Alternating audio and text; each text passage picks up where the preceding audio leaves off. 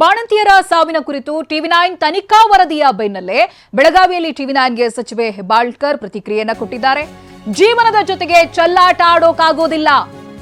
ಇಲಾಖೆ ಮಂತ್ರಿ ಬಳಿ ಮಾತನಾಡಿ ಸರಿ ಮಾಡ್ತೀನಿ. ಸಾವಾಗಿ ಮಗು ಅನಾಥ ಆದ್ರೆ ಅದಕ್ಕೆ ಹೊಣೆ ನಾವೇ. ನಮ್ಮ ಸರ್ಕಾರಕ್ಕೆ ಜವಾಬ್ದಾರಿ ಇದೆ ಅಂತ ಲಕ್ಷ್ಮಿ ಹೆಬ್ಬಾಳ್ಕರ್ ಹೇಳಿದ್ದಾರೆ. ಕಳಪೆ ಡ್ರಗ್ ಕಂಪನಿಯಿಂದ ತೆಗೆದುಕೊಳ್ಳಬಾರದು. ಸಚಿವರಿಗೆ ಕಠಿಣ ಕ್ರಮ ಕೈಗೊಳ್ಳುತ್ತೀವಿ ಅಂತ ಹೇಳ್ತೀವಿ. ಬೆಳಗಾವಿಯಲ್ಲಿ ಟಿವಿ9ಗೆ ಸಚಿವೆ ಲಕ್ಷ್ಮಿ ಹೆಬ್ಬಾಳ್ಕರ್ ಪ್ರತಿಕ್ರಿಯೆಯನ್ನ ಕೊಟ್ಟಿದ್ದಾರೆ. ರಾಜ್ಯದಲ್ಲಿ IV ದ್ರಾವಣ ಸಪ್ಲೈ ಸಾಕಷ್ಟು ಬಾಣಂತಿಯರ ಸಾವಾಗಿತ್ತು.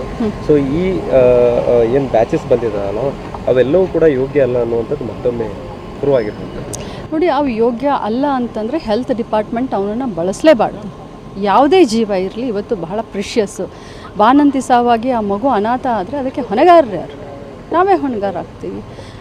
ಯಾವ ಕಂಪ್ನಿ ಯಾವ ಡ್ರಗ್ಸು ಕಳಪೆ ಮಟ್ಟದ್ದಿದೆಯೋ ಅದನ್ನು ಸಪ್ಲೈ ನಾವು ತಗೊಳ್ಳೇಬಾರ್ದು, ನಾವು ಮಾಡಲೇಬಾರ್ದು. ಆ ರೀತಿ ಅಧಿಕಾರಿಗಳು ಮಾಡಿದ್ರೆ ಅವ್ರ ಮೇಲೆ ಅತ್ಯಂತ ಕಠಿಣ ಕ್ರಮ ನಾವು ತಗೊಳ್ತೀವಿ ಮತ್ತು ತಗೊಳ್ಳೋಕ್ಕೂ ಕೂಡ ನಾನು ಹೇಳ್ತೀನಿ. ಈಗ ಈ IV ದ್ರಾವಣ ಏನು ಸಪ್ಲೈ ಆಗ್ತಾವಲ್ಲ ಇವೆಲ್ಲವನ್ನು ಕೂಡ ಏನು ತಪಾಸಣೆ ಆಗುವಂಥ ಟೈಮ್ನಲ್ಲಿ ಡಿಲೇ ಆಗ್ತಾ ಇದೆ ಅನ್ನುವಂಥದ್ದು, ಅದರಿಂದನೂ ಕೂಡ ಈ ರೀತಿ ಆ ರೀತಿ ಆದರೆ ಖಂಡಿತವಾಗ್ಲೂ ಇಲಾಖೆ ಮಂತ್ರಿ ಹತ್ರ ನಾನು ಮಾತನಾಡ್ತೀನಿ, ಇದನ್ನು ಸರಿ ಮಾಡಲಿಕ್ಕೆ ಹೇಳ್ತೀನಿ. ಯಾಕಂದರೆ ಜೀವದ ಜೊತೆ ಚೆಲ್ಲಾಟ ಆಡಲಿಕ್ಕೆ ಆಗೋದಿಲ್ಲ.